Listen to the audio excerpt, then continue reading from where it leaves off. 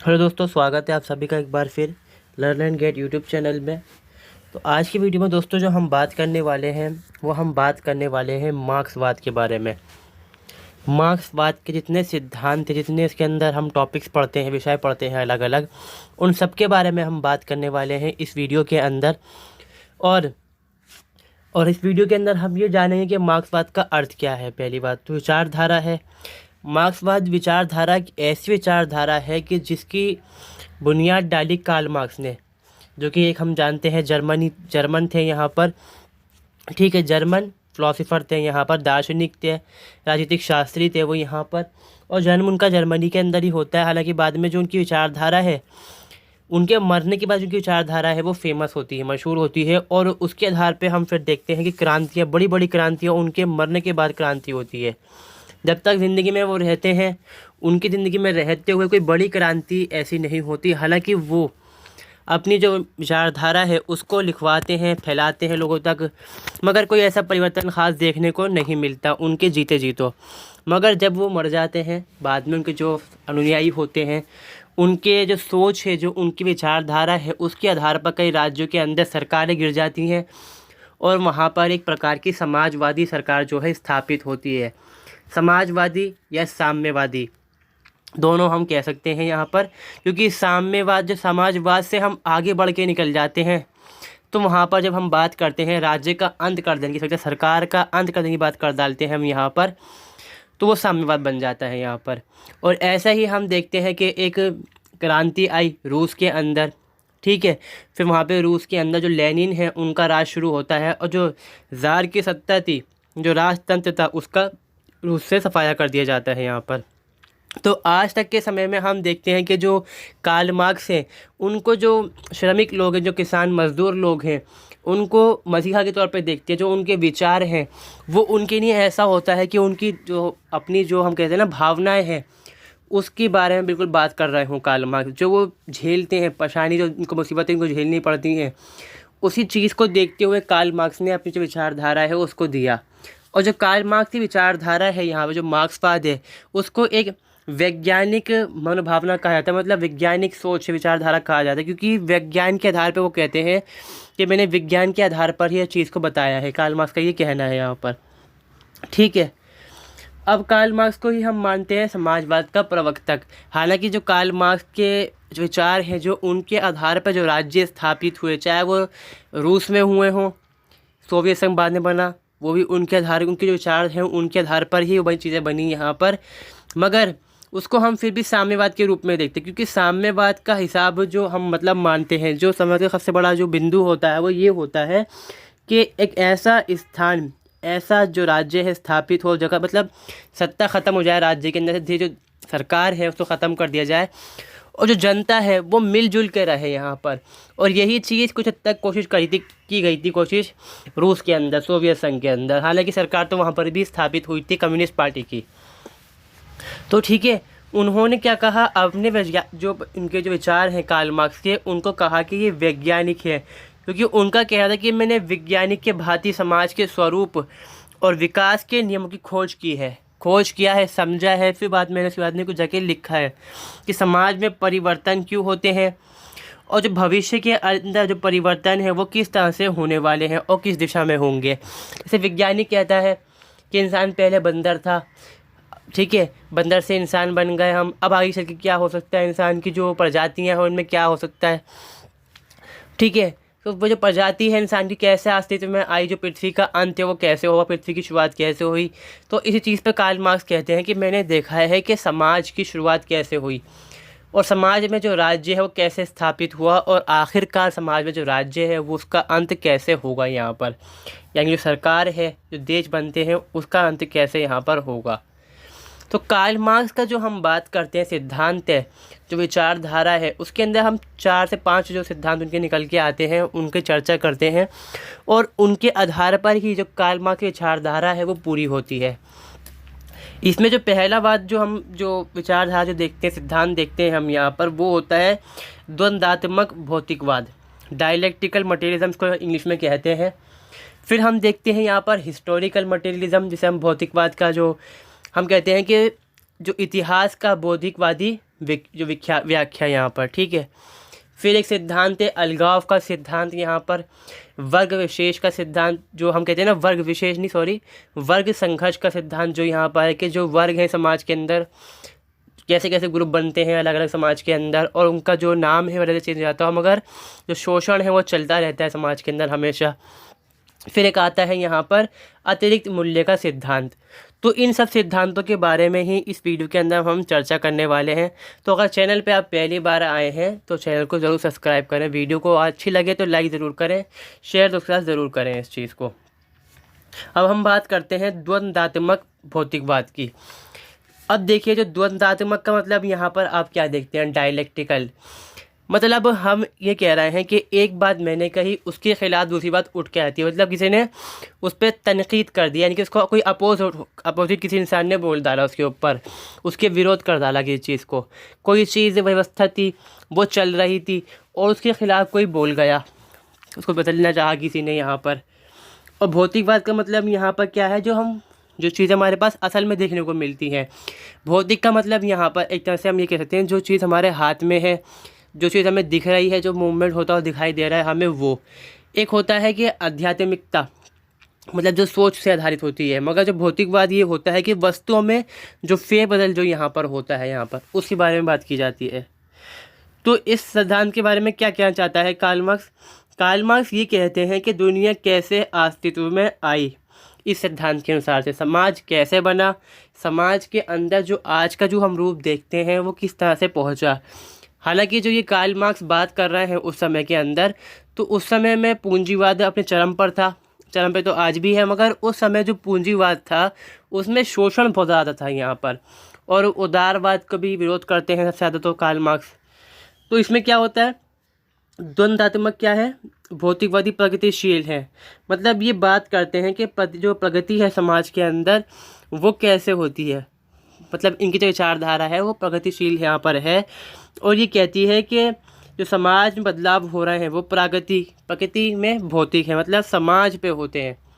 समाज में समान जो है, जैसे जैसे जो वस्तु है उसका स्वरूप बदलता है वैसे वैसे समाज का स्वरूप बदल जाता है। यहाँ पर एक चीज़ हम जैसे कि हम जब हम पढ़ेंगे यहाँ पर हिस्टोरिकल मटेरियल पढ़ते हैं, यहाँ पर इतिहास की भौतिक विज्ञान पढ़ते हैं, तो उसमें हम क्या देखते हैं कि पहले खेती हो रही थी, खेती से बाद में क्या होता है कि ये फैक्ट्रीज़ लग जाती हैं, फैक्ट्रीज में माल तैयार होता है, और माल तैयार होने से क्या होता है जो समाज का ढांचा है वो बदल जाता है यहाँ पर। तो यहाँ पर जो बात की गई वो चीज़ बदली क्या है, यहाँ पर वो बदली जो समाज में वस्तु है, जो उसका उत्पादन होता है, उसका जो तरीका है वो बदल गया यहाँ पर, और उसके बदलने से क्या हुआ, यहाँ पर समाज के ढांचे में ही बदलाव आ गया। तो यही चीज़ जो कार्ल मार्क्स हैं वो भी यही चीज़ कहते हैं। हालांकि जो इनका द्वंद्वात्मक सिद्धांत जो है इन्होंने हीगल से लिया है, हीगल को इनका गुरु माना जाता है कि इन्होंने उसकी कई सारे जो सिद्धांत थे उनसे लिए। मगर हीगल यहाँ पर ये कहते हैं, आप हीगल बोल सकते हैं, जो हेगल है, जो बोलने का तरीका आपका हो, ठीक है। तो उनका कहना यहाँ पर यह है हेगल का कि भाई समाज में बदलाव होते हैं वो इंसान की सोच के हिसाब से होते हैं। मतलब मुझे कोई आइडिया आया, मैंने कहा कि भाई समाज है, चलो हम समाज के अंदर एक सरकार की स्थापना करते हैं, यहाँ पर सरकार की स्थापना जाती है मेरी सोच के हिसाब से। मगर सरकार क्या करती है, यहाँ पर दमन करती है लोगों का। तो हम कहते हैं कि चलो यार समाज में सरकार जो है ना उसका अंत कर डालते हैं हम, ठीक है। तो उनका मतलब कहना यहाँ पर क्या है कि वाद है, 3 कंडीशन बताई जाती हैं इसके अंदर द्वंद्वात्मक सिद्धांत के अंदर, कि एक वाद होता है कि जो चीज़ चल रही है, फिर वो चीज़ हम कह रहे हैं कि नहीं यार सरकार होनी चाहिए, कि जो लोग जो है ना बहुत ज़्यादा एक दूसरे को मारते हैं, लड़ाई करते हैं, झगड़ा करते हैं, समाज में शांति स्थापित नहीं होती, इसलिए हम सरकार की स्थापना करते हैं। तो वो प्रतिवाद निकल के आ जाता है यहाँ पर, ठीक है। अब सर क्या होता है कि सरकार जो होती है वो खुद ही क्रूर बन जाती है। तो हम कहते हैं कि नहीं भाई सरकार की जो सरकार की जो कानून है, जो सरकार की जो पकड़ है उसको हम कमज़ोर कर डालते हैं। यहाँ पर सरकार को ख़त्म नहीं करते, मगर सरकार की जो पकड़ है, सरकार का अधिकार क्षेत्र है, उसको हम सीमित कर डालते हैं कानून के ज़रिए से। इसको कहा जाता है संवाद।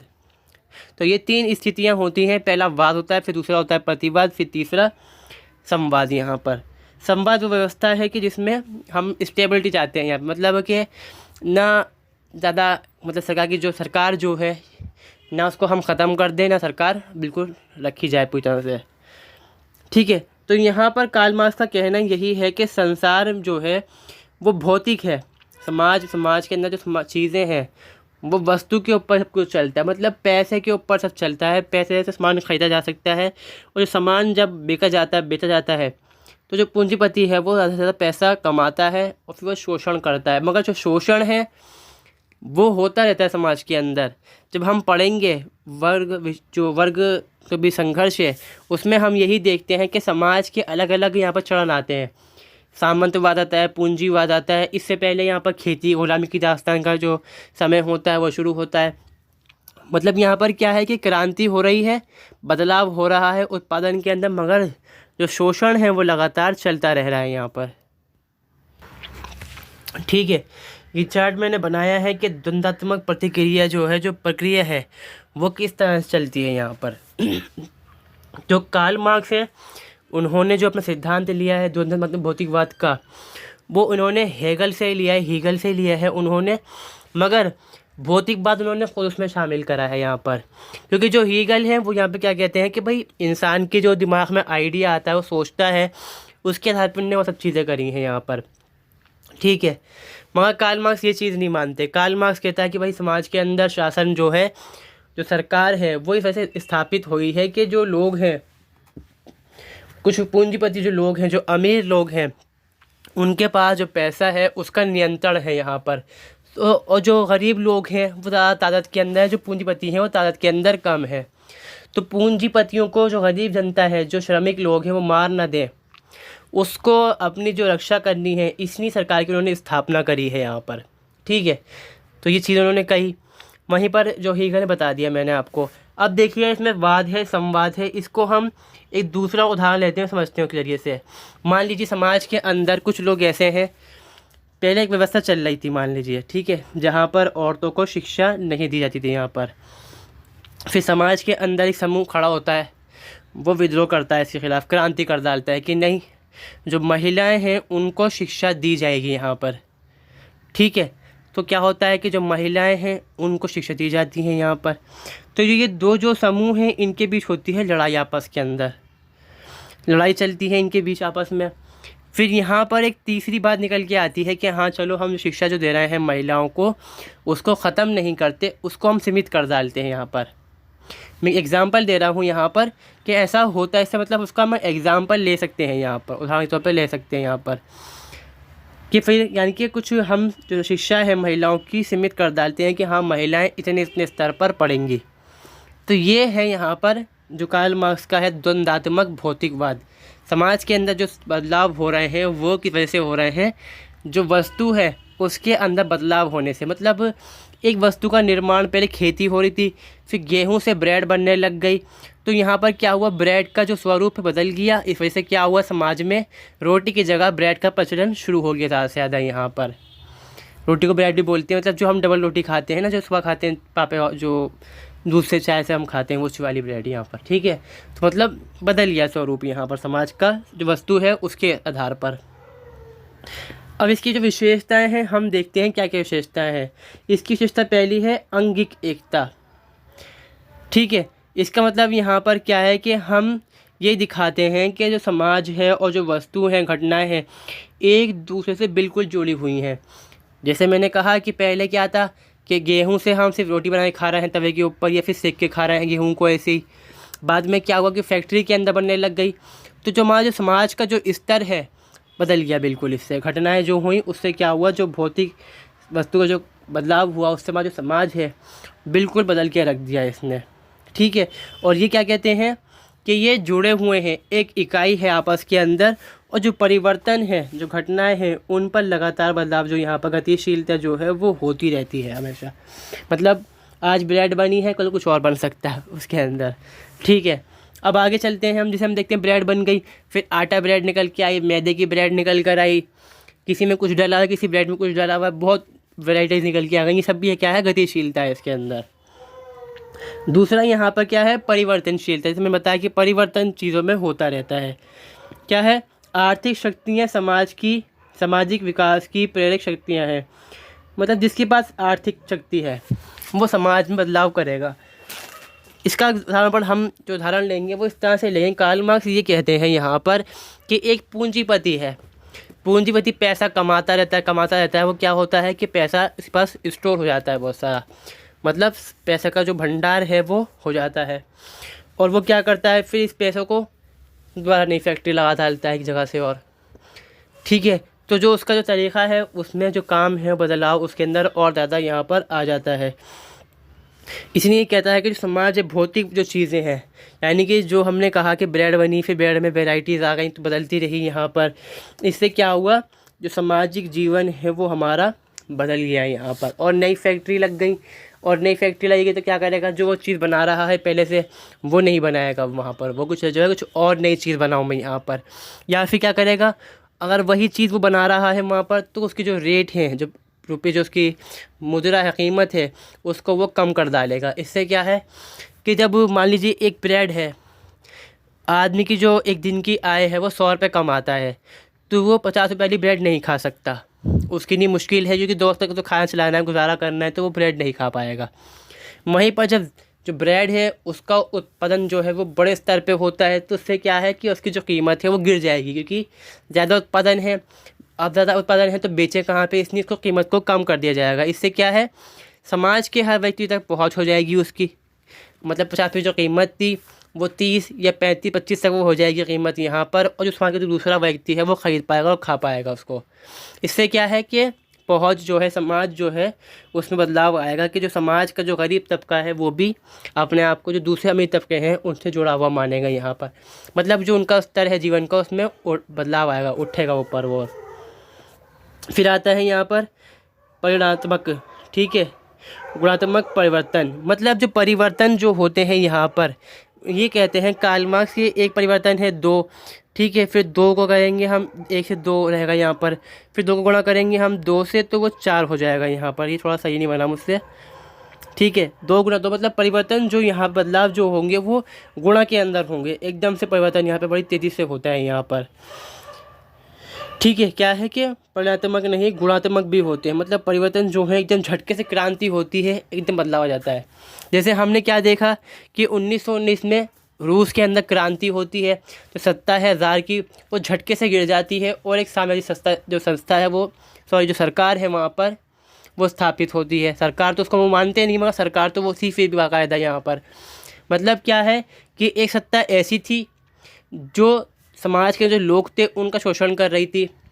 वहीं जहाँ पर जो साम्यवादी स्थापना हुई उनके हिसाब से, कार्ल मार्क्स के जो सिद्धांत जो विचारक हैं उनके हिसाब से, कि ऐसी संस्था जो सरकार स्थापित हुई एकदम झटके से, जिसने समाज के कल्याण के लिए काम करना शुरू कर दिया। पहले क्या था कि खेत को थे, समाज के जो रूस के अंदर खेत थे वो सिर्फ किसके लिए, सरकार के लिए और फौज के लिए, जब चाहे वो छीन सकते थे खाना उनसे। बाद में क्या हुआ कि खेतों को छीन लिया गया अमीर लोगों से और सामूहिक खेती शुरू कर दी गई वहाँ पर।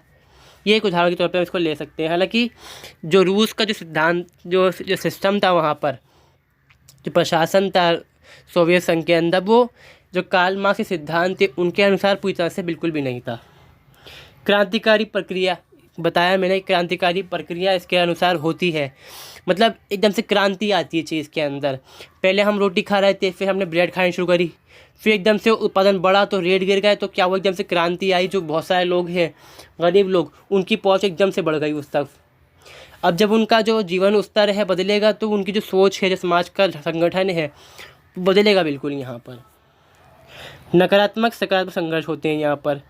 इसमें ये कहते हैं कि हर चीज़ के अंदर अंतर विरोध पाया जाता है, मतलब ये यूँ कहना चाह रहे हैं कार्ल मार्क्स के, जैसे कि अगर एक चीज़ बन गई, जैसे मान लीजिए पहले क्या थी, 2 पहिया 4 पहिया वाहन 2 पहिया वाहन थे, ठीक है, तो वो चीज़ से काम चल रहा था वहाँ पर।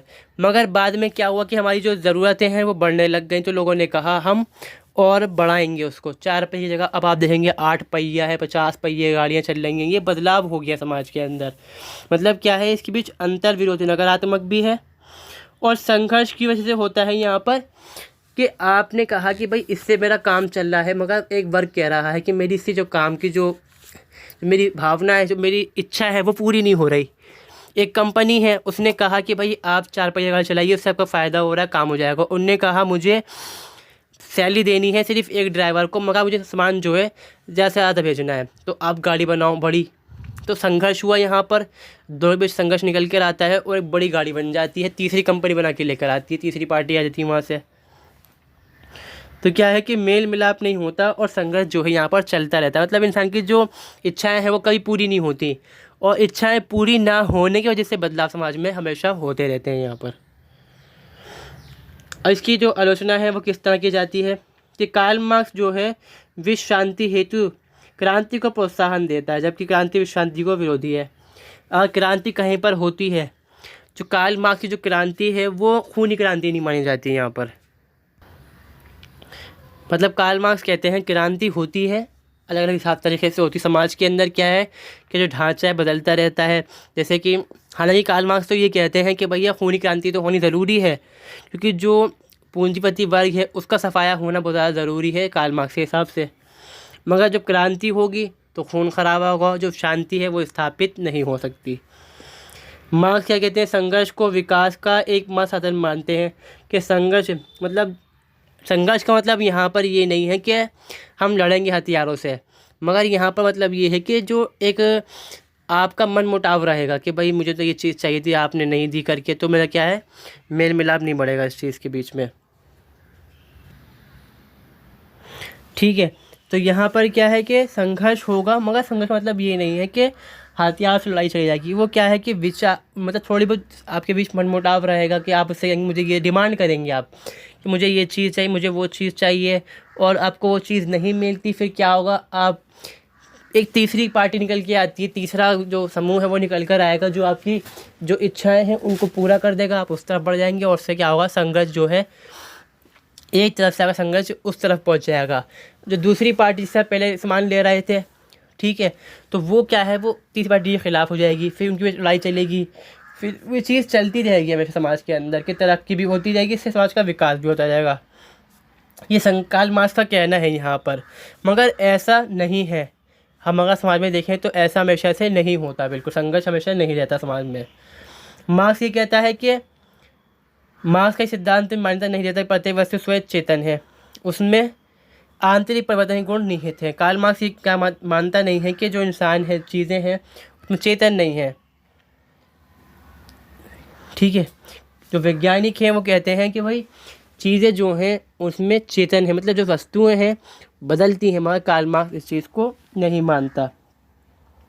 और जैसे कि मैंने कहा कि द्वंद्ववाद है, समझ में तो खबर आपको अब भी नहीं आया होगा सही से ये, क्योंकि मुश्किल है समझना काफ़ी, मगर आसान भी है। तो अस्पष्ट है, क्योंकि समाज में जो कार्ल मार्क्स है वो ये नहीं कहता कि हाँ पहले एक चरण था फिर दूसरा चरण आएगा, मगर अगर हम जब अध्ययन करते हैं, समाज में परिवर्तन का अध्ययन करते हैं, तो हम ये देखते हैं जो कार्ल मार्क्स कहता है कि आदिम साम्यवाद, फिर पूंजीवाद, फिर सामंतवाद आएगा, दासता आएगी, फिर सामंतवाद यहाँ पर आएगा, फिर पूंजीवाद आएगा। मगर जो बीच में जो रहा है, इसके बीच जो हम देखते हैं कि अलग अलग समूह निकल कर आते हैं समाज में, जो कार्ल मार्क्स उनको गायब कर डालते हैं बिल्कुल, इसलिए यह अस्पष्ट है यहाँ पर। जब हम बात करेंगे यहाँ पर इतिहास की भौतिक व्याख्या के बारे में, और जब हम बात करेंगे वक्त संघर्ष के बारे में, तो समझ पाएंगे अब इस चीज़ को अच्छी तरह से, क्योंकि ये चीज़ें आपस में जुड़ी हुई हैं बहुत ज़्यादा। ठीक है, अब यहाँ पर क्या है, पांचवा जो उसकी आलोचना है कि वास्तव में कार्ल मार्क्स ने सत्य का केवल एक ही पक्ष प्रतिपादित किया है, जो पूर्ण सही नहीं है। कार्ल मार्क्स ये कहते हैं कि समाज में बदलाव जो आ रहे हैं वो भौतिक परिस्थितियों की वजह से आ रहे हैं, इस वजह से जो मनुष्य की जो सोच है बदलती है यहाँ पर, मगर ऐसा पूरी तरह से सही नहीं है। तो यहाँ तक हम बात कर चुके थे अपने डायलेक्टिकल मटेरियलिज्म के बारे में, जिसे द्वंद्ववाद भौतिकवाद भी कहा जाता है, द्वंद्वात्मक भौतिकवाद। अब इसके बाद जो दूसरा सिद्धांत यहाँ पर दिया जाता है मार्क्सवादी विचारधारा के अंदर, वो है इतिहास की आर्थिक या भौतिकवादी व्याख्या। मतलब इसमें सीधी सी ये बात कही जाती है कि जो कार्ल मार्क्स है वो इसमें ये बताने की कोशिश कर रहे हैं कि जो समाज है, जो इतिहास है, जो इतिहास को ये पढ़ने की कोशिश करते हैं भौतिकवाद की तरफ से। जैसे अभी पिछली बार हमने बात करी थी, जो पिछले हमें जो स्लाइड में बात करी है यहाँ पर, उसमें हम ये बात कर रहे थे कि कार्ल मार्क्स ये कहते हैं कि जो समाज में परिवर्तन हो रहे हैं, तो वो किस वजह से हो रहे हैं, भौतिक जो तत्व हैं उनके जैसे यहाँ पर हो रहा है। मतलब वस्तुवाद को वो मानते हैं यहाँ पर, तो इतिहास को भी वो वस्तुवाद यानी कि भौतिकवाद के तौर पर ही यहाँ पर देखते हैं। यानी कि वो ये कहते हैं कि जैसे से इतिहास में जो वस्तु है उसका उत्पादन बदला है, या फिर जो इतिहास में वस्तुओं को बनाने का, उनको पाने का, उनको खर्च करने का तरीक़ा बदला है, उस आधार पे ये इतिहास को कार्ल मार्क्स यहाँ पर व्याख्या करते हैं उसकी। इसलिए इसको इतिहास की आर्थिक या भौतिकवादी व्याख्या कहते हैं हम। ठीक है, तो इसमें यहाँ पर क्या है कि मानवीय विकास को समझने के लिए द्वंद्वात्मक भौतिकवाद के सिद्धांत को ऐतिहासिक विकास संदर्भ में लागू करने की मार्क्स के प्रयोग को हम इतिहास की भौतिकवादी व्याख्या के सिद्धांत के नाम से पुकारते हैं। यानी कि जो इंसान का विकास हुआ है, जो हम समाज को विकसित होते हुए देखते हैं, जब उसके बारे में हम देखते हैं कि भाई विकास कैसे हुआ है, तो द्वंद्वात्मक भौतिकवाद को ही वो इस्तेमाल करता है कार्ल मार्क्स किसमें, इतिहास को दिखाने के लिए। जैसे हमने कहा कि भाई वस्तु है, एक ज़माने में क्या थी, फैक्ट्रीज़ नहीं थी तो रोटी बनती थी हाथ की। जब फैक्ट्रीज़ जो है, जब उद्योगों का स्थापना हो गई तो फैक्ट्रीज़ में ब्रेड बनने लग गई, लोगों को ब्रेड खाने की वहाँ पर आदत बढ़ गई। तो यहाँ पर क्या, वो जो समाज का ढांचा है वो बदल गया, समाज का सोचने का नज़रिया, समाज का रहने का नज़रिया बदल जाता है। क्योंकि जब खान पान बदलता है इंसान का, तो उसका जो जीवन स्तर है वो ऊंचा भी होता है, नीचा भी हो सकता है यहाँ पर। तो वही चीज़ यहाँ पर हो, जब रोटी बन गई, अगर आप देखिए कि बाहर के अंदर कुछ लोग बोलते हैं कि मैं रोटी खाता हूँ सुबह, तो लोग कहेंगे अच्छा जी, तो मतलब समझेंगे कि हाँ सादा सुदा आदमी है, गरीब सही आदमी है। मगर जब वही व्यक्ति ये बात बोलता है कि मैं सुबह ब्रेड खाता हूँ, अंडे खाता हूँ, अंडे खाना छोड़ के हम मानते हैं कि ब्रेड खाता हूँ डबल, ये वाली ब्रेड खाता हूँ, उस कंपनी की है, उसमें ये चीज़ मिली हुई है, कि बहुत तरह की वैराइटीज़ की ब्रेड आती हैं, ठीक है, तो वो क्या देखेंगे हम कि ये अमीर आदमी है, हाँ इसका जीवन स्तर जो है ये विकसित आदमी है, हमसे आगे निकला हुआ आदमी मानते हैं उसको। तो यहीं पर ये चीज़ हम समझ सकते हैं कि जब वस्तुओं का जब बदलाव होता है, जो उनके बनावट हो, उनका प्रयोग का जो स्तर बदलता है, समाज बदलता है वस्तु जैसे ही। यहाँ पर जो कार्ल मार्क्स का ये कहना है इस बारे में, इसी चीज़ को वो यहाँ पर भी दिखाते हैं इतिहास के अंदर भी। मार्क्स के इतिहास की सभी घटनाएं आर्थिक अवस्था में होने वाले परिवर्तन का परिणाम मात्र है, और किसी भी राजनीतिक संगठन अथवा किसी उसकी न्यायिक व्यवस्था का ज्ञान प्राप्त करने के लिए उसके आर्थिक ढांचे का ज्ञान नितांत आवश्यक है। मार्क्स ये कहते हैं कि जो इतिहास में घटनाएं होती हैं वो आर्थिक आधार पे होती हैं, यानी कि पैसे के नहीं। अगर युद्ध हो रहा है तो वही पैसे के लिए हो रहा है। हर चीज़ को कार्ल मार्क्स आर्थिक तौर पे देखते हैं। यहाँ पे जब पैसे आएंगे तो क्या है कि जो गरीब आदमी है वो भी अमीर आदमी बन जाता है। यहाँ पर ये चीज़ तो बात सही है उनकी कहनी, मगर हर चीज़ जो आर्थिक रूप पर हो ऐसा यहाँ पर नहीं है। जैसे हम देखते हैं कि जो अधिकारों की मांग होती है वो आर्थिक आधार पर नहीं होती, वो जीने के आधार पर भी की जाती है। ठीक है, स्वतंत्रता है वो पैसे से नहीं खरीदी जा सकती यहाँ पर, उसके लिए संघर्ष करना पड़ता है इंसान को। ठीक है, तो यहाँ पर ही कहते हैं कि किसी जो सरकार है, किसी राज्य के आपको जो राजनीतिक संगठन को समझना है, तो जो न्याय व्यवस्था है उसको समझना है, तो आपको वहाँ की जो आर्थिक ढांचा है उसका अध्ययन करना पड़ेगा। मानवीय क्रियाएं, नैतिकता, धर्म या राष्ट्रीयता से निवारण आर्थिक तत्वों से प्रभावित होती हैं। कार्ल मार्क्स कहते हैं कि जो नैतिकता है, धर्म है, उससे परिवर्तन कोई मतलब प्रभाव नहीं पड़ता समाज के ऊपर, सिर्फ आर्थिक तत्व ही प्रभाव डालते हैं समाज में। जो प्रणाली है उत्पादन की, जैसे जैसे उसमें परिवर्तन होता है वैसे जो मनुष्य के जीवन संबंध हैं बदलने लग जाते हैं। ठीक है, अब कपड़े किसी के पास, जैसे मान लीजिए एक पहले क्या था कि कपड़े हाथ से बन रहे थे, हथकरघा था, तो क्या था कपड़े महंगे थे, अच्छे कपड़े भी ज़्यादा नहीं थे, मतलब डिज़ाइनिंग कम थी उनके अंदर, बहुत ज़्यादा कलाकारी उनमें नहीं हुआ करती थी कम, मतलब इतनी अच्छी नहीं थी। मगर जो आज क्या देखते हैं हम, कलाकारी भी ज़्यादा है और बड़ी मात्रा में सामान बन जाता है और सस्ते में बनता है। इससे क्या हो गया कि पहले क्या था कि जो अच्छा कपड़ा, जो डिज़ाइन ज़्यादा कपड़े में डिज़ाइन थे अच्छे, वो अमीर लोग खरीदते थे यहाँ पे, और सारे कपड़े खरीदते थे गरीब लोग। मगर अब क्या है कि गरीब आदमी भी, जो मध्य वर्गीय आदमी है, वो भी हज़ार कपड़ों को खरीद सकता है। तो क्या है, यहाँ पर संबंध जो है बदल गए। ठीक है, तो यहाँ पर इसका मार्क्स कहते हैं इस तरह से संबंध बदलते रहते हैं और विकास समाज का होता रहता है। इसको कार्ल मार्क्स कई हिस्सों के अंदर बांटते हैं। आदिम साम्यवादी युग कहते हैं, दास युग होता है, सामंतवादी युग होता है, पूंजीवादी, फिर समाजवादी स्थापित होता है, और आखिर में जो कार्ल मार्क्स कहते हैं वापस से जो साम्यवादी युग जैसे शुरुआत में था वापस से स्थापित हो जाएगा, उनका कहना है इस बारे में। तो देखते हैं हम इनको।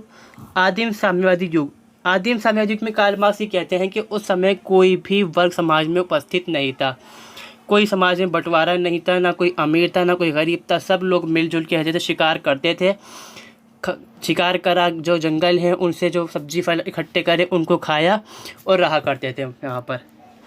मगर यहाँ पर बाद में क्या होता है कि धीरे धीरे करके जो इंसान है वो चीज़ों का आविष्कार करने लग जाता है। यहाँ पर सबसे पहला क्या करता है, वो औज़ार हैं, आग जलाना है, जानवरों को पालना है।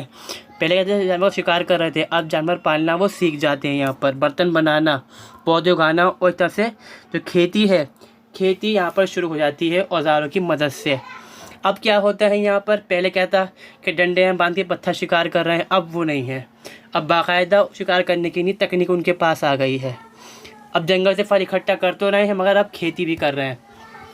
अब यहाँ पर क्या हुआ, जिनके पास औज़ार थे, जिनके पास ज़मीन का बड़ा टुकड़ा क्या कहा, जिनके पास औज़ार थे, जिन पे हथियार थे, उन्होंने ज़मीनों पर कब्ज़ा कर लिया और वहाँ खेती शुरू कर दी।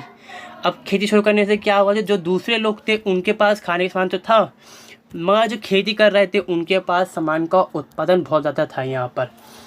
अब खाने के लिए क्या हुआ, जो दूसरे लोग थे, यहाँ पे कुछ लोग बने बर्तन बनाने वाले, ठीक है, जानवर पालने वाले, खाने के लिए उनके पास था, मगर जो बर्तन बनाने वाला है, कुम्हार है, उनके पास खाने का सामान तो नहीं होगा, तो वो क्या करेगा, किसी के ऊपर आत्मनिर्भर, अपने ऊपर वो आत्मनिर्भर नहीं रहेगा, वो दूसरे के ऊपर निर्भर हो जाएगा यहाँ पर। और यहीं से शुरुआत हो जाती है वर्गों की बनने की। कार्ल मार्क्स के हिसाब से वो ये कहते हैं कि जिसके पास खेती थी वो अमीर बन गया, क्योंकि वो अपना उत्पादन जो है दूसरे जो उत्पादन नहीं कर रहे थे उनको बेचता था। और यहाँ पर क्या हुआ, जो उत्पादन को ख़रीदने के लायक नहीं थे उसको उन ज़मींदारों ने, जो किसान, जो ज़मीन के पास मालिक थे, तो दूसरे लोग गरीब थे, उनको अपना ग़ुलाम बना लिया और खेतों में उनसे मज़दूरों के तौर पर काम करवाने लग गए। अब जो किसान थे उनको यहाँ पे, जो हम किसान को मतलब ये मानेंगे कि उस समय में ये था कि किसान जो है बिल्कुल नीचे तबके की चीज़ थी। यहाँ पर किसान तो मतलब जो ज़मींदार है वो अलग है, जो किसान है वहाँ पर वो अलग है।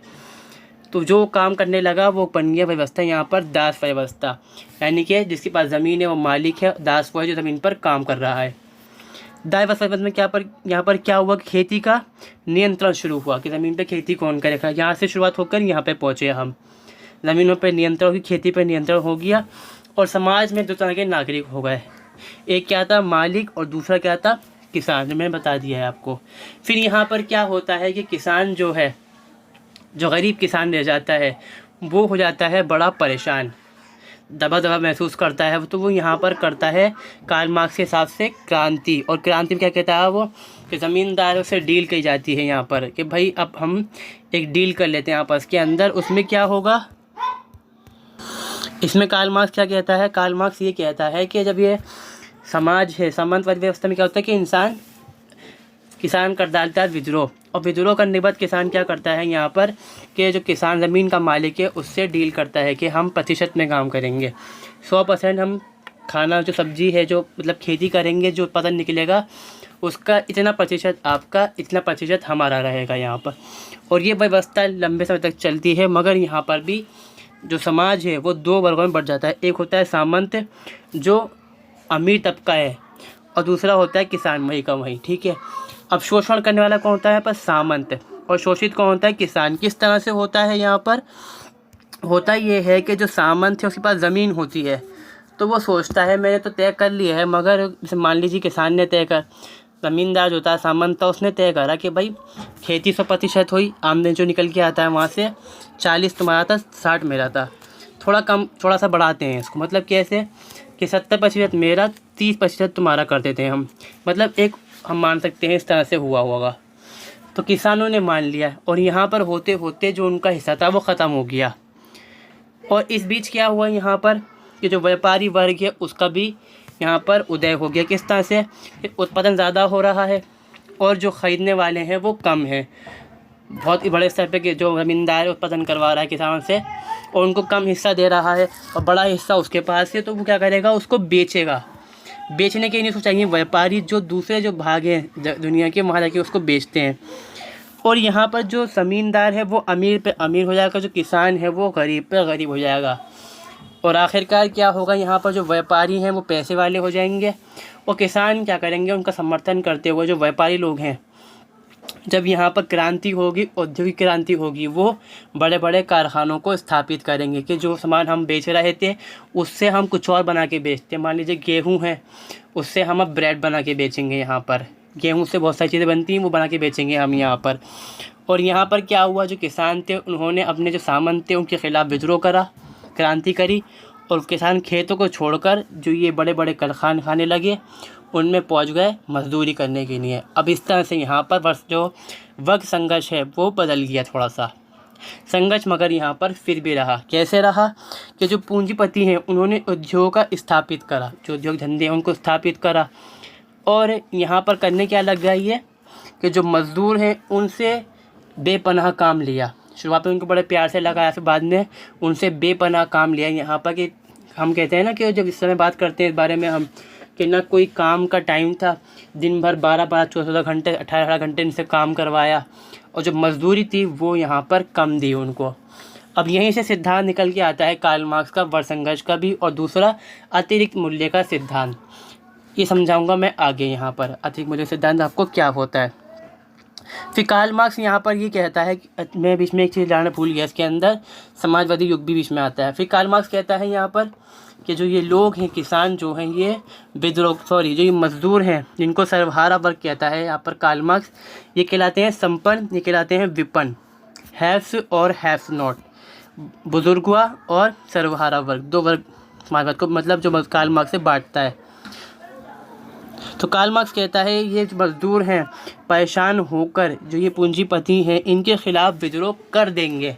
यहाँ पे क्या था, कर दिया है। अभी कहता है कि आगे इतिहास जब बनेगा और तो इसमें ये विद्रोह कर देंगे सर्वहारा वर्ग अपने जो उद्योगपति हैं उनके खिलाफ़, और जो उद्योगपति हैं उनका नाश करके जो ये सर्वहारा वर्ग है, जो राज्य है, उसका भी अंत करेगा। क्योंकि ये इनका मानना था कार्ल मार्क्स का कि जो राज्य है उसकी स्थापना जो उद्योगपति हैं इन्होंने ही करी है। क्योंकि उद्योगपति को डर था कि जो समाज में लोग हैं, क्योंकि जो गरीब लोग ज़्यादा हैं, जो अमीर हैं वो कम हैं, तो अपनी रक्षा करने के लिए उन्होंने राज्य की स्थापना करी कि जो ये गरीब लोग हैं इनको लुभाएगा, बेवकूफ़ बनाएगा और उनको नियंत्रण में रखेगा अपने।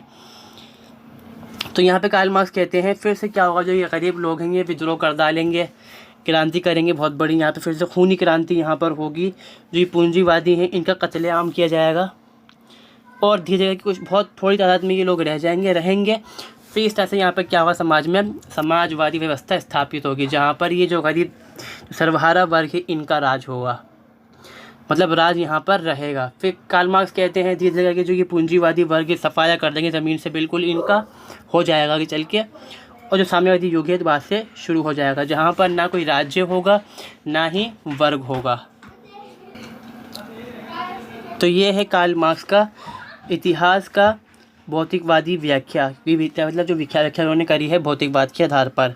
अब इसके हम कुछ निष्कर्ष निकाल सकते हैं, मतलब क्या है इसके अंदर, कार्ल मार्क्स क्या चाहते क्या है, जो उनकी विचारधारा क्या मतलब है उसका। इसमें कार्ल मार्क्स कहते हैं कि सामाजिक परिवर्तन और जो विकास है की धारणा जो है वो कहते हैं कि विचारों से नहीं हुई, वो कहते हैं कि भाई मैंने नियम अपनाया है, ठीक है। अब आगे हम क्या देखते हैं कि कार्ल मार्क्स क्या कहते हैं कि हर युग के अंदर कार्ल मार्क्स के हिसाब से कि वर्ग संघर्ष चलता रहता है। यहाँ जो वर्ग हैं वो उनका नाम बदल देता है, और जो उनके काम धंधे हैं, जो व्यवस्था है, जो उत्पादन की प्रणाली है वो बदल जाती है यहाँ पर, मगर जो शोषण है वो कायम रहता है।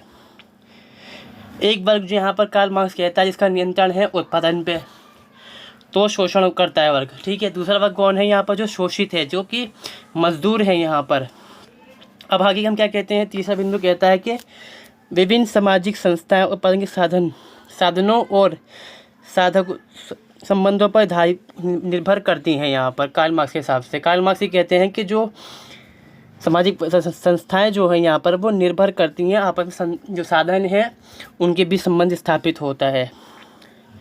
उनमें परिवर्तन हो जाने पर उसका पतन और उसके स्थान पर उसकी अधिक संपन्न व्यवस्था ले लेती है। मतलब कार्ल मार्क्स ये कहते हैं कि समाज में जो उत्पादन है उस पर और समाज में यहाँ पर क्या है कि संबंध बहुत गहरा है। एक व्यवस्था चली आ रही है पहले से, वो बदल जाती है समय के हिसाब से, क्योंकि जब वो नई प्रणाली लेती है, जो पुरानी प्रणाली है वो अविकसित हो जाती है, मतलब बहुत पुरानी हो जाती है, और जो क्रांति हो जाती है, क्रांति की वजह से फिर जो सामाजिक परिवर्तन है यहाँ पर हो जाता है। फिर यहाँ पे कहते हैं कि वर्ग संघर्ष क्या है, कि सामाजिक विकास की कुंजी है कार्ल मार्क्स के हिसाब से। जब तक यहाँ पर संघर्ष नहीं होगा, खूनी क्रांति नहीं होगी, कोई विकास नहीं हो सकता कार्ल मार्क्स के हिसाब से। वो ये कहते हैं जैसे ही क्रांति होती है मतलब एक नया युग निकल के आता है उत्पादन का और समाज व्यवस्था बदल जाती है यहाँ पर, तो वही चीज़ यहाँ पर विकास कहलाती है उनके हिसाब से। बाकी काफ़ी बड़ी बड़ी चीज़ें हैं, आप इनको पढ़ भी सकते हैं, समझा रहा हूँ आपको आसान शब्दों में। 5वां बिंदु में कार्ल मार्क्स कहते हैं कि किसी राष्ट्र या समाज के विकास की प्रक्रिया में आर्थिक तत्व अर्थात वस्तुओं के उत्पादन, विनिमय और वितरण प्रणाली की भूमिका सबसे प्रधान होती है। इनके मानना ये है कार्ल मार्क्स का। मतलब क्या है कि जब राष्ट्र है या समाज में जो विकास होता है उसमें वो किस पर आधारित है कि भाई सामान कैसे बन रहा है, कहाँ बिक रहा है, कहाँ ट्रांसपोर्ट हो रहा है, सब उसके ऊपर यहाँ पर डिपेंड करता है। प्रत्येक युग में की समस्त सामाजिक व्यवस्थाओं पर उसी वर्ग का अधिपत्य जिस पर उत्पादन के साधन होते हैं। ये बात है, ये बात इनका मानना है कि जो उत्पादन कर रहा है वही सरकार बनाता है, वही हर चीज़ को यहाँ पर चेंज कर सकते हैं यहाँ पर। तो इसमें कार्ल मार्क्स ये कहता है जैसे जैसे जो उत्पादन की प्रक्रिया है जिनके नियंत्रण में जाती है उस हिसाब से ही समाज में परिवर्तन होता रहता है यहाँ पर। ठीक है, अब आगे हम देखते हैं कार्ल मार्क्स के जो व्याख्या की गई है, इन्होंने इतिहास की व्याख्या करी है भौतिकवादी, उसकी आलोचना। इसमें ये कहते हैं पहला जो बिंदु है इसका ये है कि आर्थिक तत्व पर आवश्यकता से अधिक बल दिया गया है। ये बात बिल्कुल 100% सही है। यहाँ पर कैसे हम यहाँ पर धर्म का उदाहरण लेके चलेंगे कि जब धर्म है उसके हिसाब से हम देखते हैं राष्ट्रों के अंदर परिवर्तन होते हैं कई बार। यूरोप में आप देखेंगे कि एक समय था मध्यकाल में कि वहाँ पर ईसाइयत का बहुत ज़्यादा प्रभाव था और उसके जो धर्म के जो गुरु हुआ करते थे उनके हिसाब से ही समाज की व्यवस्था बदला करती थी हमेशा। तो यहाँ पर ये चीज़ देख सकते हैं।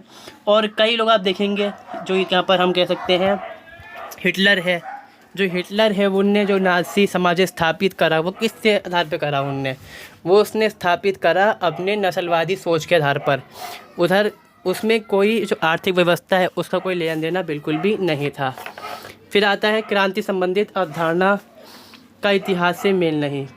ठीक है, कार्ल मार्क्स ने जैसे कि कहा है कि समाज में जो विकास होता है यहाँ पर वो क्रांति होनी ज़रूरी है कार्ल मार्क्स के हिसाब से, मगर हम इतिहास में देखें तो क्रांति यहाँ पर नहीं होती हमेशा।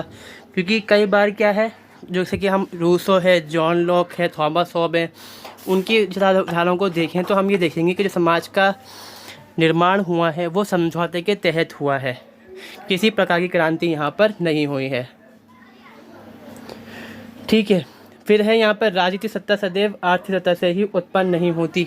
ये बात भी मैंने समझा दी आपको कि धर्म के आधार पे भी होती है, जो नस्लीय भेदभाव होता है उसके आधार पे भी स्थापित होती है। बाकी आपकी अपनी जो इच्छा है या फिर आपकी जो हम कह सकते हैं कि अपने अंदर लालच जो है इंसान के अंदर, उसके आधार पे भी ऐसा स्थापित हो चुकी है यहाँ पर समाज में।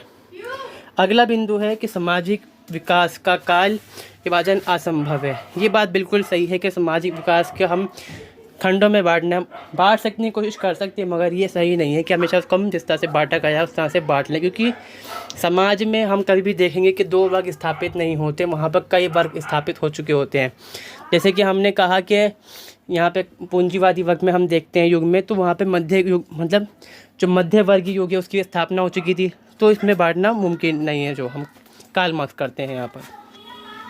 फिर है ये सिद्धांत अंतर विरोध से उत्पीड़ित है। क्या कहा गया, जैसे कि कार्ल मार्क्स ये कहते हैं कि जो विकास होता है वो आर्थिक तत्वों के आधार पर होता है, वहीं पर कार्ल मार्क्स कहते हैं विकास के लिए ज़रूरी है कि क्रांति हो जाए, खूनी क्रांति हो जाए, तो अंतर विरोध है इसके अंदर। फिर यहाँ पे कार्ल मार्क्स कहते हैं कि कभी भी आदर्श प्राप्ति नहीं हो पाती, क्योंकि जो विकास संघर्ष है वो चलता रहता है। तो ये बात कार्ल मार्क्स कहते हैं इसके अंदर। तो यहाँ पर ये बात हम कह सकते हैं कि भाई जो समाज है, जो इंसान चाहता है, जो उसकी आकांक्षा है, वो कभी पूरी नहीं हो पाती। वर्ग संघर्ष का सिद्धांत। वर्ग संघर्ष सिद्धांत के अंदर कार्ल मार्क्स ये दिखाना चाहता है कि जो वर्ग है, कार्ल मार्क्स के हिसाब से पहली बात तो समाज के अंदर सिर्फ 2 वर्ग ही होते हैं। एक होता है पूंजीवादी जिसके पास उत्पादन का नियंत्रण होता है यहाँ पर, ठीक है। वहीं दूसरा कौन होता है, उत्पादन के कार्य में लगा हुआ व्यक्ति, यानी कि जो कार्य कर रहे हैं लोग, वो वर्ग, जिसे सर्वहारा वर्ग कहा जाता है मार्क्सवाद के अंदर। जो पूंजीवादी व्यक्ति है इसको संपन्न, और जो यहाँ पे श्रमिक है, जो काम में लगे हुए लोग फैक्ट्रीज में काम करते हैं, वो होते हैं सर्वहारा वर्ग, ठीक है। तो कार्ल मार्क्स का जो हम बात जानते ही हैं कि कार्ल मार्क्स का जो सिद्धांत है वो द्वंद्वात्मक भौतिकवाद है। मतलब भौतिकवाद पर आधारित सिद्धांत है, आध्यात्मिकता पर सिद्धांत की आधारित नहीं है, न व्यक्तिवाद की कोई अहमियत है इसके अंदर। तो ये कार्ल मार्क्स ये कहता है यहाँ पर कि समाज के अंदर चाहे वो कोई सा भी समय रहा हो, युग रहा हो, यानी कि उसमें समाज के अंदर हमेशा ही एक वर्ग का शोषण होता रहा है। और शोषण करता कौन है? दूसरा वर्ग शोषण करता है। जो वर्ग शोषण करता है वो कहलाता है बुजुर्गवा वर्ग, और जिसे हम यहाँ पर संपन्न भी कहते हैं, इसको इंग्लिश में हैव्स कहते हैं। और इसका मानना ये है कार्ल मार्क्स का कि ये वर्ग ही समाज में राज्य की स्थापना करता है, क्योंकि इस वर्ग के सदस्य समाज में कम संख्या में होते हैं। वहीं जो सर्वहारा वर्ग है उसके सदस्य जो होते हैं समाज के अंदर बहुत ज़्यादा तादाद में होते हैं। तो अपने रक्षा के लिए और जो समाज के अंदर जो हम कहते हैं पराधीन वर्ग है, यानी कि जो श्रमिक वर्ग है, उसको नियंत्रण में काबू में रखने के लिए ही ऐसे राज्य की स्थापना करता है जो पूंजीवादी वर्ग है यहाँ पर। और इन दोनों वर्गों में हमेशा क्या है कि संघर्ष चलता रहता है। अब संघर्ष का मतलब यहाँ पर खूनी लड़ाई से नहीं होता कार्ल मार्क्स का हमेशा ही। हाँ, जब कार्ल मार्क्स कहता है कि जो युग बदलता है अचानक से एकदम से, जो उत्पादन के जो साधन हैं बदलते, झटके से बदलते हैं कार्ल मार्क्स के हिसाब से, मगर ऐसा नहीं होता, क्योंकि विकास जो है धीरे करके ही होता है आराम से। तो कार्ल मार्क्स कहता है कि संघर्ष का मतलब यहाँ पर एक खूनी लड़ाई से ही नहीं है, मगर ये लड़ाई जो है वो होती है एक बार, जब एक वर्ग जो दूसरे का पतन कर डालता है यहाँ पर, ठीक है। और समझौते का समय कभी नहीं है यहाँ पर, समझौता कभी नहीं होता, जो है क्रांति होनी ही निश्चित है यहाँ पर। अब वर्ग से मतलब बता देता हूँ मैं आपको, मैंने लिख लिया है, वैसे समझा दिया आपको। दो वर्ग होते हैं। एक वर्ग यहाँ पर, जो वर्गों का संबंध यहाँ पर क्या है कि समूहों से है। एक वर्ग जो समूह है वो है पूंजीपतियों, इन पर पैसा है, जो उत्पादन के साधन जो है उन पर नियंत्रण उनका है, चाहे वो हम कह सकते हैं खास तौर पर इसमें जो कहा जाता है वो फैक्ट्रीज पर इनका नियंत्रण है। दूसरे वर्ग में जो दूसरे लोग आते हैं वो है श्रमिक, सर्वहारा वर्ग, जिनको प्रोलेटेरिएट कहते हैं इंग्लिश के अंदर, ठीक है।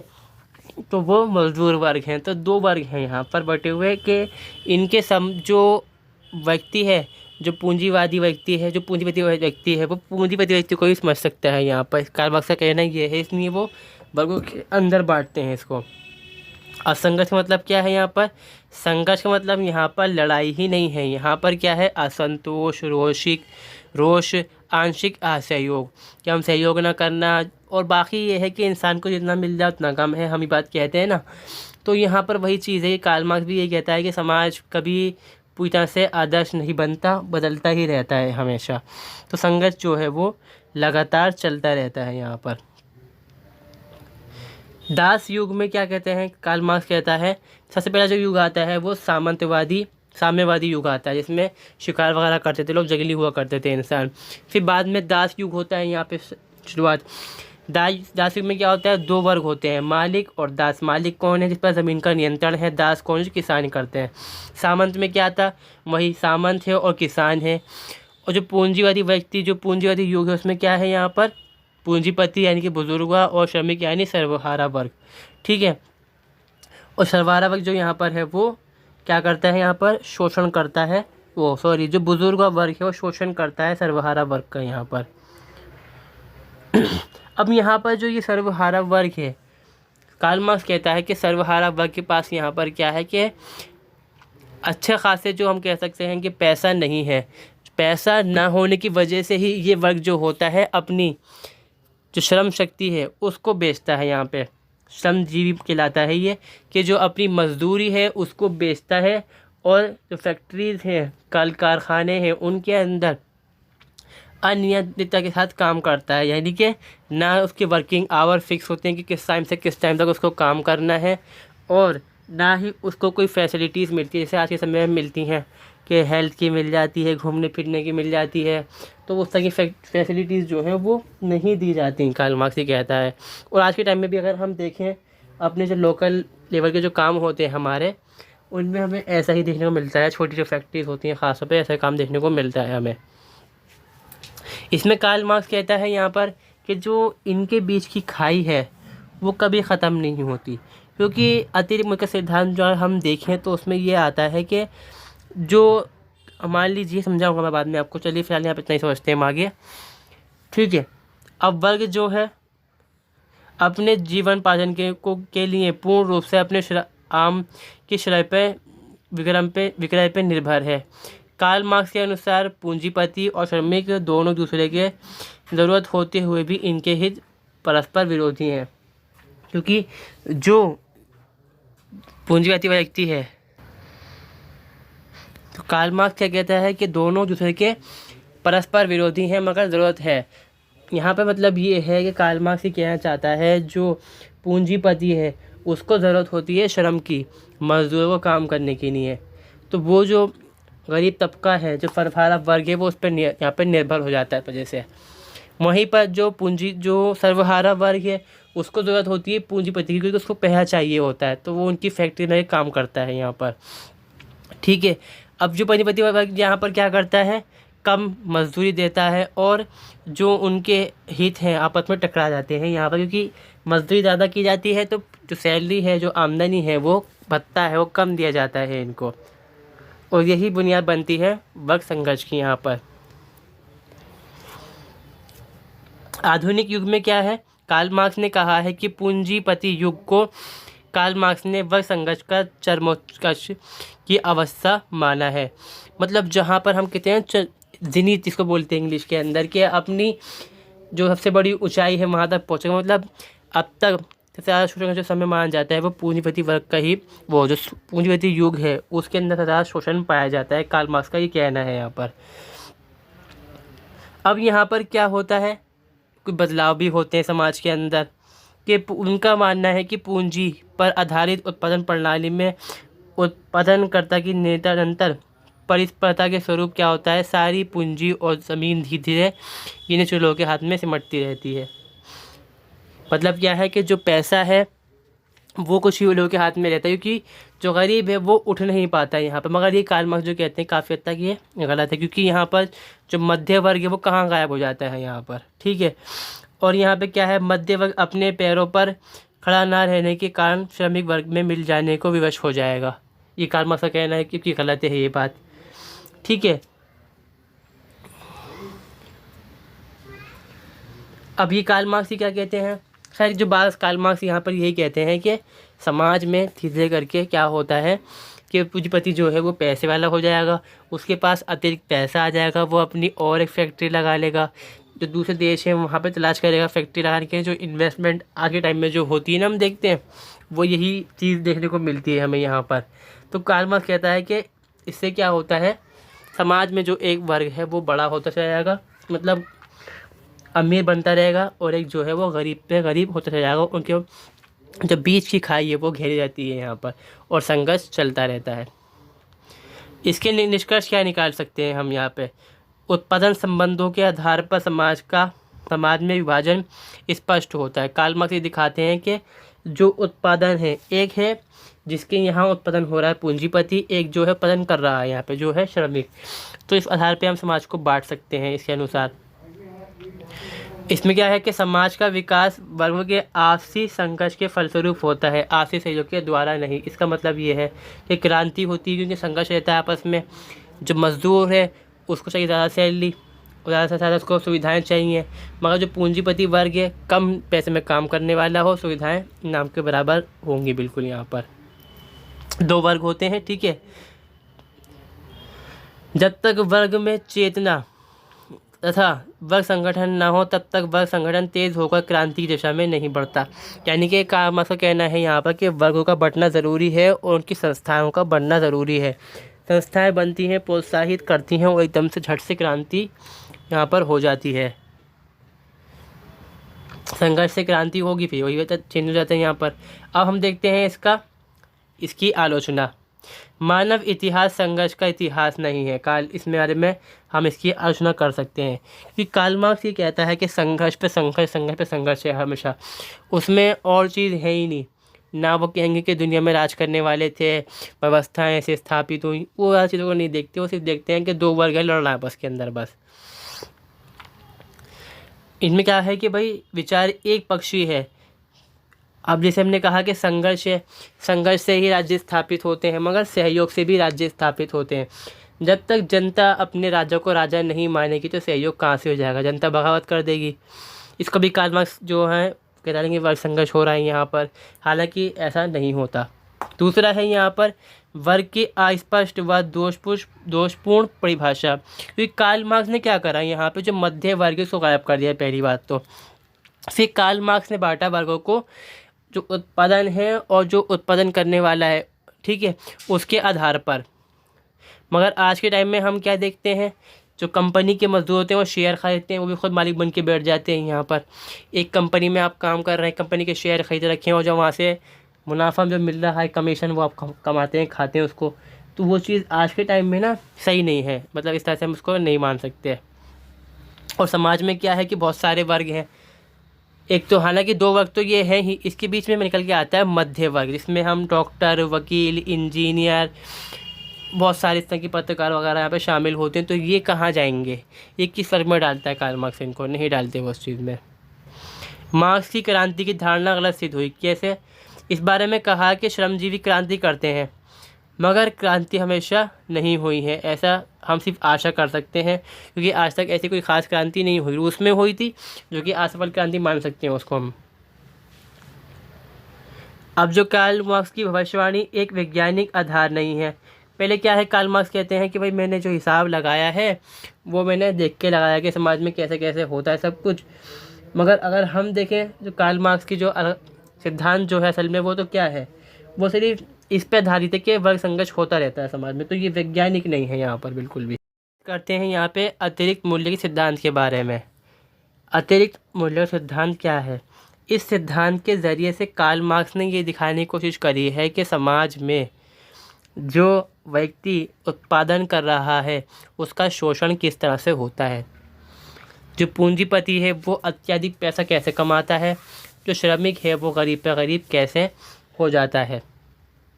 तो जो कार्ल मार्क्स ने ये सिद्धांत दिया, इसका प्रतिपादन उन्होंने अपनी जो पुस्तक थी द कैपिटल, इसको हम दास कैपिटल बोलते हैं हिंदी में, यानी कि गुलामी के बारे में जो लिखा गया है, उस किताब के अंदर इन्होंने अपनी बात को लिखने की कोशिश करी है यहाँ पर, ठीक है। तो कार्ल मार्क्स क्या कहते हैं, वही बात सब कुछ चलती आती है इनकी, क्या जो शोषण हो रहा है वो शोषण ही कहते रहते हैं यहाँ पर, कि जो पूंजीपति हैं, जो गरीब लोग हैं, उनका शोषण करते हैं। अब किस तरह से करते हैं उसका उदाहरण ले लेते हैं यहाँ पर। इसके बारे में हम ये कह सकते हैं कि एक चीज़ है जो मार्केट के अंदर 100 रुपये की बिकती है, मगर आप भी जानते हैं कि उसकी असल कीमत 100 रुपये तो नहीं होती। यहाँ पर हम उसका जो कीमत लगाते हैं हम कैसे लगाते हैं कि कच्चा माल कितने रुपए का था, बनने में कितने रुपए लगे उसके, फिर ट्रांसपोर्टेशन जो हुई वो कितने लगे। कार्ल मार्क्स इसको बिल्कुल सिंपल कर डालते हैं। कैसे कर डालते हैं, वो ये कहते हैं कि कोई चीज़ है 100 रुपये की बिकती है, बनती 40 रुपये की है वो, ठीक है, और 20 रुपये मजदूरी मिल जाती है जो मज़दूर है उसे करने वाले को बनाने की उसको, और 100 की बिक जाती है वो। मतलब कुल मिला के 60 रुपये खर्चा आया उसका, असल कीमत जो इसकी 60 रुपये होती है यहाँ पर, और बिकती 100 रुपये की है। तो कार्ल मार्क्स ये कहता है जो 60 रुपये, जो 40 रुपये की आमदनी हुई, उसके अंदर हिस्सा कहाँ चला गया मज़दूर का। ये कार्ल मार्क्स का कहना इस तरह से है यहाँ पर। हालांकि जो वो मजदूरी मिली कार्ल मार्क्स उसको भूल जाते हैं यहाँ पर। इस आधार पर इसकी आलोचना भी की जाती है यहाँ पर।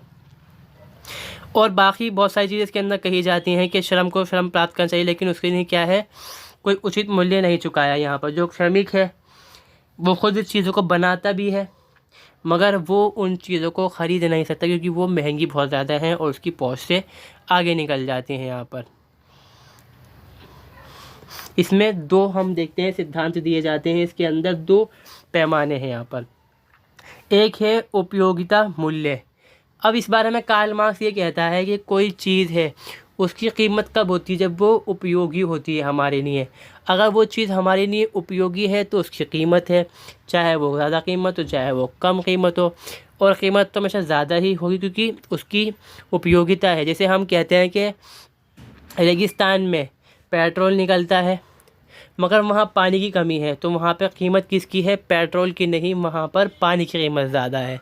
ये उदाहरण इसके अंदर हम ले सकते हैं। दूसरा है विनिमय मूल्य। इसके अंदर विनिमय मूल्य का मतलब आप जानते हैं, वस्तु विनिमय से आप अंदाज़ा लगाते हैं कि एक्सचेंज करते हैं हम सामान को। तो इसमें यही चीज़ है कि आपकी जो मतलब आपके पास 100 किलो गेहूँ है और 10 सामने वाले के पास 50 मीटर या 100 मीटर कपड़ा है, आपको कपड़ा चाहिए, बदले में आप उसको कुछ गेहूँ दे डालेंगे। तो ये मूल्य मतलब इसका जो विनिमय मूल्य है वो यहाँ पर होता है। मगर यहाँ पर आपको ये हिसाब लगाना है कि जो आप गेहूँ दे रहे हैं उसकी असल कीमत क्या है, उसके आधार पे ही आप सामने से कपड़ा यहाँ पर लेंगे। मगर ये स्पष्ट सही से जो कार्ल मार्क्स है उन्होंने नहीं करा है यहाँ पर। अब हम देखते हैं यहाँ पर अतिरिक्त जो मूल्य का सिद्धांत है उसकी आलोचना। इसमें क्या है कि श्रम ही मूल्य का एकमात्र निर्धारक तत्व नहीं है। यानी कि कार्ल मार्क्स ने कहा कि जो मजदूरी, जो श्रम ने काम करा उसके आधार पे वो बांटते हैं कि भाई हाँ उसको मजदूरी मिलनी चाहिए, मगर जो ट्रांसपोर्टेशन थी वो कहाँ चली गई, जो बिचौली तो कहाँ खाएंगे पैसा, वो भी तो कमाएंगे पैसा अपना, तो वो करेंगे तो ये गलत हो जाएगा यहाँ पर। फिर है पूंजीपतियों का कि व्यय की उपेक्षा। कार्ल मार्क्स ये कहता है कि पूंजीपति संपूर्ण अतिरिक्त मूल्य को हड़प लेता है, परंतु हम तथ्यों पर ध्यान दें तो स्पष्ट हो जाएगा कि पूंजीपति को श्रमिक के वेतन के अतिरिक्त अन्य मंदों पर धन खर्च करना पड़ता है, जैसे कच्चा माल, मशीनें, कल पुर्जे, ट्रांसपोर्टेशन, रहन सहन, बहुत सारी चीज़ों पर खर्च करना पड़ता है जो पूंजीपति होता है। जैसे आज के टाइम में हम देखें कोई चीज़ बन नहीं है तो मज़दूर को मजदूरी मिल गई, इतना ही तो थोड़ी ना चाहिए होता है। कंपनी में काम कर रहा है वो, तो बिजली है, पानी है वहाँ पर, और बहुत सारी चीज़ें ज़रूरत पड़ती रहती हैं। टैक्स देना पड़ता है बनाने का, उसको वो टैक्स कहाँ से आएगा, तो वो भी टैक्स वहीं से भरेगा उसके लिए वो। फिर उनको चाय पानी दिया जाता है, ठीक है, चाय नाश्ता सुबह खाया तो मतलब शाम की चाय हो, दिन की चाय, चाय एक वक्त की चाय हो, उसका खर्चा कहाँ से आएगा भाई, तो वो उनकी सैलरी से तो कटेगा, सीधी बात है। तो ये क्या है कि पूंजीपति ही जो फ़ायदा होता है उसको नहीं हड़पता पूरा पूरा यहाँ पर। मानसिक श्रम की उपेक्षा। कार्ल मार्क्स ने क्या कहा कि भाई जो श्रम है, जो मेहनत है वो सिर्फ शारीरिक है, मगर मानसिक श्रम कहाँ गया, उसको तो कार्ल मार्क्स नहीं मानता इसके अंदर। क्योंकि जो इंसान दिमाग लगा रहा है, सोच कर रहा है, उस काम को नहीं देखता कार्ल मार्क्स, जो शरीर से उन्होंने काम करा सिर्फ उसको ही देखता है कार्ल मार्क्स यहाँ। सिद्धांत में अस्पष्टता। अब देखिए यहाँ पर कार्ल मार्क्स ने क्या गड़बड़ करी है कि मूल्यों में उन्होंने कहीं पर भी स्पष्टता से उसको नहीं बताया कि हाँ इतने मूल्य होना चाहिए, इतने का बिकना चाहिए, तो इस तरह से मतलब प्रतिशत में हम लगा लेते हैं हिसाब, वो कार्ल मार्क्स ने यहाँ पर नहीं करा है। सिद्धांत में विरोधाभास की स्थिति, यानी कि आपस में ही उसमें विरोधाभास है। क्या है, एक तरफ तो वह कहता है कि पूंजीपति अतिरिक्त मूल्य प्राप्त करने के लिए नई नई मशीनें लगाता है, दूसरी तरफ कहता है कि अतिरिक्त मूल्य केवल श्रम को ही प्राप्त होता है। मतलब कि पूंजीपति को वही भूल जाता है कि जो पूंजीपति है वो जो आमदनी है बढ़ाने के लिए, जो बेनिफिट है उसको बढ़ाने के लिए मशीन तो लगाता है। अब वो ये भूल जाता है कि जो पैसे हैं मशीन के पास आए कहाँ से।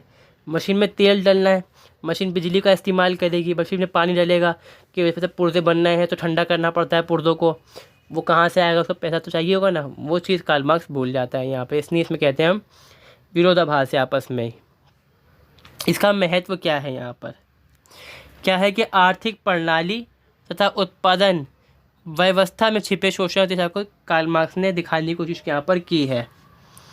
चाहे कार्ल मार्क्स का अतिरिक्त मूल्य सिद्धांत पूर्ण सत्य ना हो, परंतु इस बात से इनकार नहीं किया जा सकता कि चाहे उनको प्राप्त होने वाला सारा लाभ अतिरिक्त मूल्य ना हो, परंतु उनके लाभ का बहुत बड़ा भाग ऐसा होता है जिनके लिए किसी भी प्रकार योग्य नहीं है। यानी कि हम कहते हैं जो पूंजीपति हैं उन्होंने फैक्ट्री लगा ली, वहाँ वो बैठ के काम तो नहीं कर रहे, काम तो मजदूर कर रहे हैं यहाँ वहाँ पर, तो वो जो कमा रहे हैं पैसा कार्ल मार्क्स के हिसाब से, क्योंकि जो पूंजीपति है दिमाग लगा रहा है, मगर कार्ल मार्क्स उस चीज़ को नहीं मानता। वो कहते हैं तुम अपने फिजिकल काम करो अपना वहाँ पर, वो काम वो करते नहीं हैं। तो कार्ल मार्क्स के हिसाब से यहाँ पर ये है कि उसका महत्व ये है कि भाई उनको वो उसके लायक नहीं है, उनको सिर्फ थोड़ा बहुत पैसा मिल जाना चाहिए। यहाँ पर श्रमिक और दलित की दयनीय स्थिति देखते हुए कहा जा सकता है कि उनकी अवस्था का बहुत बड़ा उत्तरदायित्व पूंजीपति पर है। यानी कि जो श्रमिक हैं, जो गरीब हैं, जो उनकी स्थिति ख़राब है, उनके जिम्मेदार यहाँ पर कौन है, पूंजीपति लोग हैं। ये इसका महत्व है। अब हमारा आखिरी जो कार्ल मार्क्स ने कहा है, इसको हम पहले ही पढ़ सकते थे, मगर इसको हम आखिरी में पढ़ रहे हैं क्योंकि हम सब समझ चुके हैं, उत्पादन है, इतिहास है, सब समझ चुके हैं। तो ये बचता है हमारा आखिरी का सिद्धांत। ये क्या है, अलगाववाद का सिद्धांत, थ्योरी ऑफ एलिनेशन। अगर हम इसको देखते हैं इंग्लिश में, यानी कि एलियन बन जाना एक तरह से, मतलब कि अलग थलग पड़ जाना। अलगाव का मतलब ये क्या है, अलग थलग पड़ जाना। तो कार्ल मार्क्स ये कहता है इस सिद्धांत के अंदर के जो पूंजीपति व्यवस्था है, इंसान उसके अंदर एक प्रकार की मशीन बन के रह जाता है। ना उसके अंदर कोई क्रिएटिविटी रहती, मतलब जो कलात्मकता होती है इंसान के अंदर वो नहीं रहती, क्योंकि उसको एक काम दिया जाता है, आपको सिर्फ दिन भर वही काम करना है, दूसरे काम की तरफ आपको ध्यान नहीं लगाना होता। इसका हम उदाहरण लेते हैं कन्वेयर बेल्ट। मान लीजिए कोई कंपनी है, उसमें आप देखते होंगे ना कन्वेयर बेल्ट चल रही है, चीज़ चलती रहती है, उस पर उस इंसान को एक चीज़ पे काम करना है।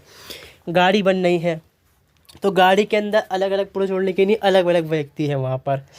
कोई व्यक्ति है जिसको टायर लगाने सिर्फ गाड़ी के अंदर, तो वो पूरे दिन सिर्फ टायर लगाता रहेगा, उसके अंदर टायर के जब पेंच उन कसता रहेगा उनको बैठ के, मगर वो उसमें क्रिएटिविटी नहीं दिखा पाया, क्योंकि उसको इतना टाइम मिलेगा ही नहीं कि वो क्रिएटिविटी दिखा पाए, क्योंकि कन्वेयर बेल्ट की स्पीड तेज़ है पहली बात तो यहाँ पर। फिर उसको एक काम से बांध दिया गया है, दूसरे काम से आपको देखना भी नहीं है। तो इसको कहा जाता है अलगाववाद, कि इंसान अलग थलग पड़ जाता है। इसको भी 4 हिस्सों के अंदर बांटते हैं कार्ल मार्क्स। जैसे कि हमने कहा कि अपने काम के परिणाम अथवा जो उत्पादन है उसके प्रति इंसान हो जाता है अलगाव। मान लीजिए कोई कार बन रही है, अब आपकी सैलरी है 30,000 रुपये महीना और कार बन रही 3-4 लाख रुपए की, तो आप ख़रीद कहाँ से लोगे उसको एकदम से? तो मतलब ख़रीद तो लोगे भले से उसको, मगर आप उससे नहीं ख़रीद सकते। तो आपके लिए क्या है वो, आप उससे अलग थलग पड़ जाएगी। हाँ बना रहे हैं ख़त्म बात, हमें तो ख़रीद तो हम पाएंगे ही नहीं। तो हमें क्या है, उसमें दिल नहीं लगेगा हमारा। पहली बात तो जो वातावरण है हमारा, उसमें जो ध्यान हमारा नहीं लगता कि मतलब हमारे आसपास क्या हो रहा है, कि मशीन कैसी है, क्या है चल रही है, इसको नहीं देख सकते हम, क्योंकि हमें मौका नहीं मिलेगा। सिर्फ अपना काम करते रहेंगे हम यहाँ पर। जो हमारे साथ में लोग रहते हैं उनके प्रति भी अलगाव हो जाता है हमारा, क्योंकि हम बात ही नहीं कर सकते। वो भी अपने काम में व्यस्त है, हम भी अपने काम में व्यस्त हैं, और हमें मौका नहीं मिलता। फिर क्या है कि स्वयं के प्रति अलगाव इंसान का। वजह क्या है कि इंसान जब एक मशीन सा बन जाता है, तो दिन में क्या, जैसे आप देखते होंगे, दिन में गए 8 बजे 10 बजे पहुंच गए काम पे, 8 बजे घर पहुंच गए अपने वापस, तो क्या है कि मशीन बन गए। आपकी जो सेहत है, क्या है चल रहा है, आप बीमार हो क्या हो, उस पर आपका ध्यान नहीं रहता यहाँ पर। तो यहाँ पे क्या है, ये स्थिति बन जाती है अलगाव की स्थिति। इसको कहता है कार्ल मार्क्स अलगाव का सिद्धांत। ये होता किस वजह से है कि जो पूंजीगत व्यवस्था है उसमें जो पूंजीपति है वो श्रमिक से अत्यधिक काम लेता जाता है यहाँ पर। इस वजह से ही वो क्या करता है कि जो काम का बर्डन है, जो बोझ है, भर के डालता है, कि ताकि वो उस चीज़ में लग ना पाए और वो सिर्फ काम करता रहे यहाँ पर। इससे उसमें स्थिति पे जाती है अलगाव की। वो अपने आसपास के लोगों से नहीं बोलता, न देखता, न समझता कि इस चीज़ को ये कार्ल मार्क्स का कहना है। तो ये पूरे मिला के सिद्धांत बनते हैं कार्ल मार्क्स के, जिसको हम मार्क्सवाद कहते हैं। यही है मार्क्सवाद। अगर ये वीडियो आपको ज़रा से भी जानकारी आपको अच्छी लगी हो इस वीडियो के अंदर दी गई है, तो वीडियो को आप ज़रूर लाइक कर दें, शेयर ज़रूर करें, चैनल को सब्सक्राइब कर लें अगर चैनल पर पहली बार आए हैं। वीडियो देखने के लिए धन्यवाद। हम मिलते हैं किसी दूसरी वीडियो में।